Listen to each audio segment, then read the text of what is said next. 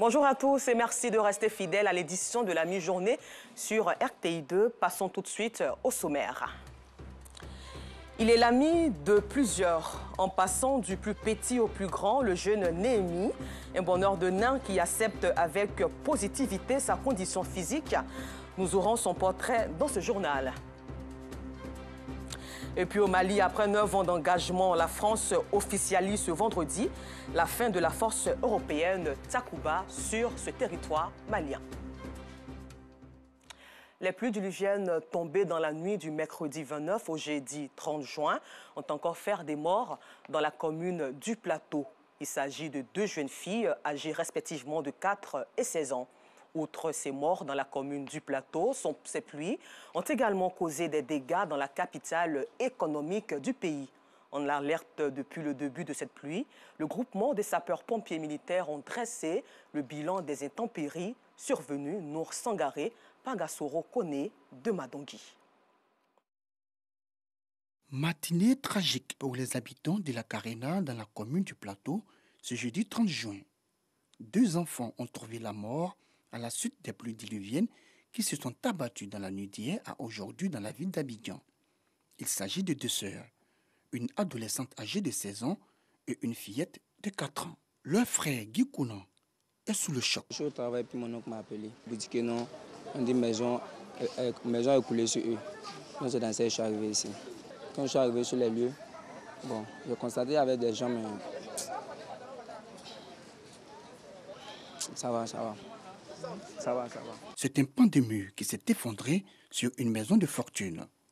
Au moment du drame, les enfants étaient dans ce restaurant que gère leur mère et qui sert également de lieu d'habitation pour la famille. Un gars du quartier s'appelle Oscar, dans son magasin là. Quand il a ouvert son magasin, il a dit aidez-moi. Maintenant j'ai pris un bois, j'ai foncé la porte. Je suis rentré, j'ai marché sur elle. Elle dit mon pied. Encore, même son bras. Elle dit mon bras. Parce que non, elle est là. Un bas de briques. Dieu m'a donné une force. J'ai soulevé, j'ai mis à côté. On a reconquis sa maman. Après, elle dit non, où tu as mis les briques, c'est tout mes enfants. Sur le brique, j'ai mis à côté. Quand il était noir, parce que j'ai mis un fil de courant, pour qu'on ait une ampoule là-dessus pour éclairer. Olivier et ses amis, tous des riverains, ont pu extirper des décombres de corps sans vie. Leur mère, qui était aussi sous les décombres, s'en est sortie avec des blessures. On a fait la maman au dehors. Les enfants étaient dedans. Et maintenant, on a pris tout ça là, la matière là. Pelle, marteau, pour mettre casser les balles de briques. Pour suivre maintenant, et de maintenant, les enfants sont sortis, le corps des enfants au dehors. Quand ils étaient déjà morts, on ne pouvait rien. Du côté du boulevard Lagunaire, toujours dans la commune du Plateau, les intempéries ont occasionné des éboulements de terrain entre la cathédrale Saint-Paul et le stade Félix Houphouët-Boigny. Aux environs de 23h18, c'est là cette première couche-là est sortie en même temps, en moins d'une seconde. C'est les cailloux, les herbes, y compris tout, qui a traversé en même temps le goudron, avec la boue, traversé en moins d'une seconde tout le goudron. Donc on était là, bon, on a fui, on a couru et sorti là. J'ai dit, bon, il faut qu'on descende de l'autre côté. On est parti s'arrêter là jusqu'à 23h29 minutes. La deuxième couche encore est sortie. La boue a envoyé tout le goudron, s'il vous plaît. Oui. Donc, qu'est-ce qu'on doit faire? On a été obligé la nuit là d'enlever les gros cailloux là pour permettre aux usagers de passer. En alerte depuis le début de cette saison des pluies, le groupement des sapeurs-pompiers militaires GSPM adresse le bilan des intempéries de la nuit du mercredi 29 au jeudi 30 juin. Depuis hier aux environs de 23h jusqu'à maintenant, nous sommes engagés dans plusieurs communes de la ville d'Abidjan, principalement Koumassi, Marcory, Trècheville, le Plateau, et Cocody, Yopougon et Atekoubé.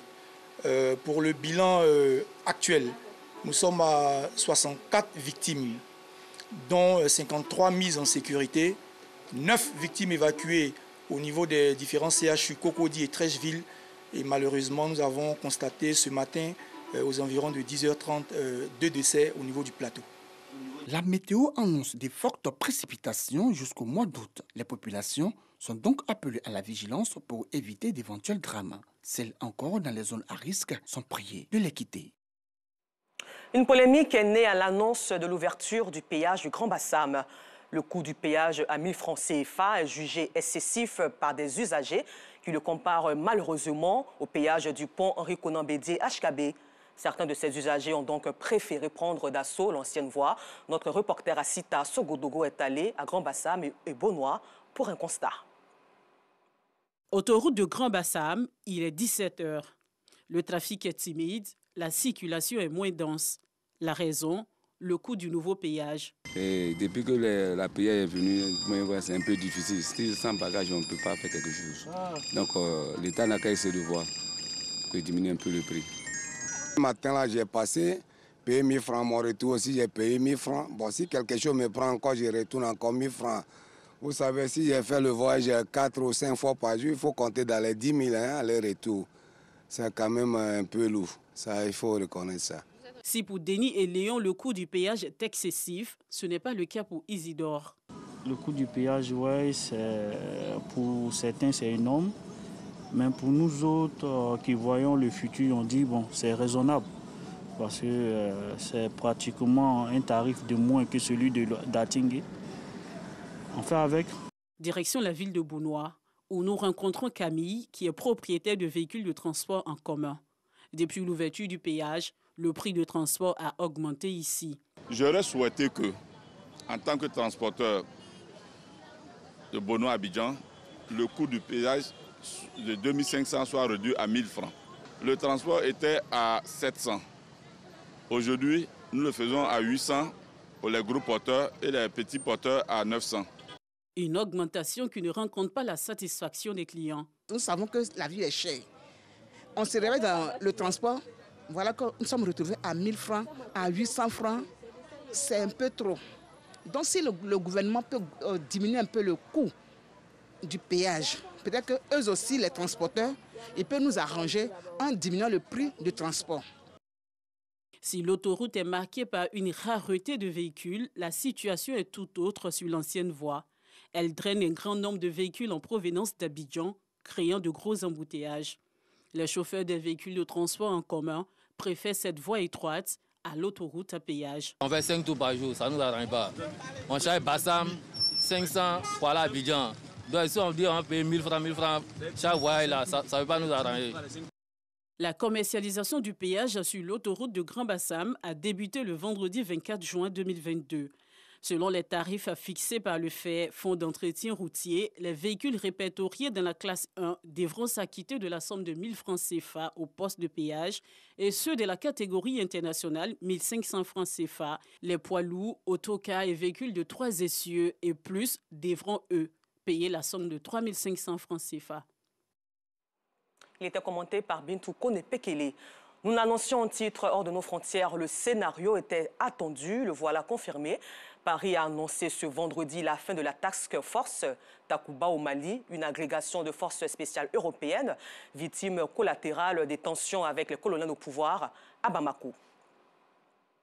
Au Soudan, 9 manifestants ont été tués jeudi à Khartoum. Des dizaines de milliers de Soudanais ont défilé en réclamant la chute du général Abdel Fattah al-Burhan, le chef de l'armée auteur d'un putsch qui a plongé en octobre 2021 le pays dans la violence et une grave crise économique.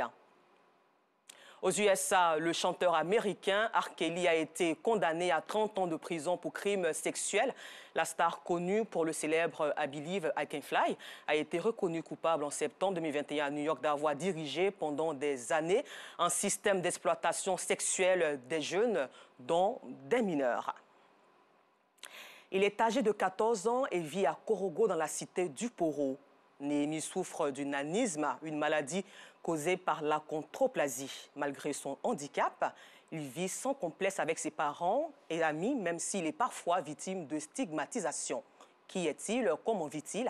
Les réponses dans ce portrait réalisé par Georgette Ido Fofana, Kader Bachil et Eliane Nguessan.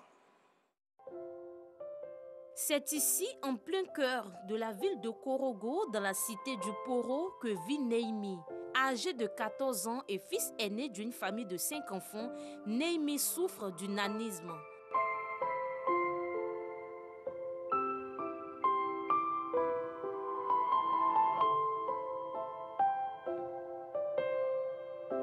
On va travailler un peu, Néhémie. prends ton sac, on va faire quelques exercices. Ce matin, son père, Pelé Songui, instituteur de profession, lui donne des cours, bien qu'étant en vacances. Il est important d'améliorer son rendement scolaire. Alors, parmi ces 3 nombres-là, tu peux me montrer ceux qui sont des nombres entiers? Tu me relèves les nombres qui sont entiers.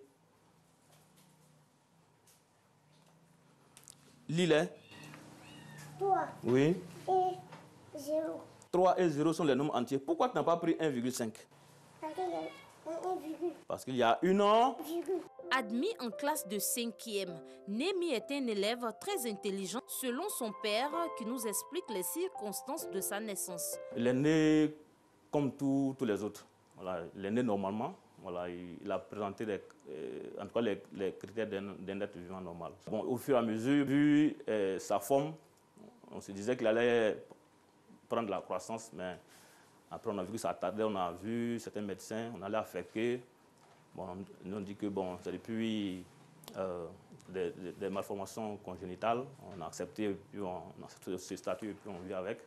Malgré les préjugés, il fait la fierté de son père qui vit cette situation sans complexe. Ce n'est pas une indignation, voilà, ou soit je ne prends pas ça à mal, hein, c'est naturel. Je n'ai aucun complexe parce que je suis religieux. Voilà, c'est Dieu qui donne la vie, donne la forme à qui il veut, quand il veut. Être handicapé par la taille n'est pas une fatalité pour le jeune élève qui dit vivre heureux avec les autres, même s'il est souvent victime de stigmatisation de la part de ses camarades de classe. On ne fait pas des palabres, on ne fait pas des discours, on s'amuse bien. Il allait le travail à sa classe. Il y a quelqu'un ici, mes amis, ils me tapent. Ils m'avaient dit à l'éducateur. Dans la société africaine, les personnes souffrant de nanisme sont objets d'a priori. Némi reste toutefois une source de bénédiction pour sa mère, qui s'est détournée du regard des autres. Il y a des femmes qui me donnaient des conseils de ne pas faire du mal à mon enfant. Et puis il y en a qui me disaient, il faut aller donner l'enfant à sa grand-mère. C'est pas normal. C'est un enfant maléfique. Et ça veut dire que si je donnais à sa grand-mère, elle allait se débarrasser de l'enfant. J'ai dit, c'est Dieu qui a donné. J'ai laissé ça comme ça. Je l'ai aimé comme ça, c'est Dieu qui m'a donné. C'est mon fils, je ne vais pas le jeter. C'est mon fils. Pour sa famille et ses amis, Némi, malgré sa taille, mérite respect et considération.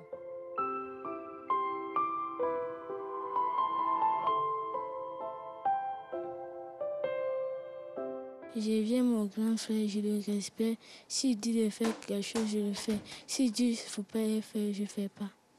C'est mon ami, on ne fait pas de palabres. Je viens jouer avec lui à la maison. On se va se promener et puis on revient. Il est âgé que moi. C'est mon ami, je viens jouer avec lui tous les jours. Némi est le meilleur ami de tous, les adultes aussi. Ce jour, il reçoit la visite de son parrain, l'honorable Lansina Ouattara, dit Laspierre, député de Korogo. Tu vas bien? Ça va? Tu as bien travaillé à l'école? Tu as été quel même? Pourquoi tu es ici? Pour l'honorable, Némi doit être encouragé et accompagné dans ses études afin d'être excellent. C'est les enfants comme ça qui ont de l'intelligence. Il faut qu'on les encadre. Je sais qu'il a l'avenir et il va réussir. Il va se retrouver à l'extérieur, pourquoi pas aux États-Unis, pourquoi pas en France, pour aller faire des études. Et je vais le faire, Inch'Allah. Pour son âge, Némi rêve grand. Il ambitionne devenir ingénieur en bâtiment et construit un centre de football pour les tout-petits. Le nanisme dont il souffre est causé par la chondroplasie, une maladie qui se traduit par un développement aux yeux anormal. Merci et bonne suite de programme sur RTI2.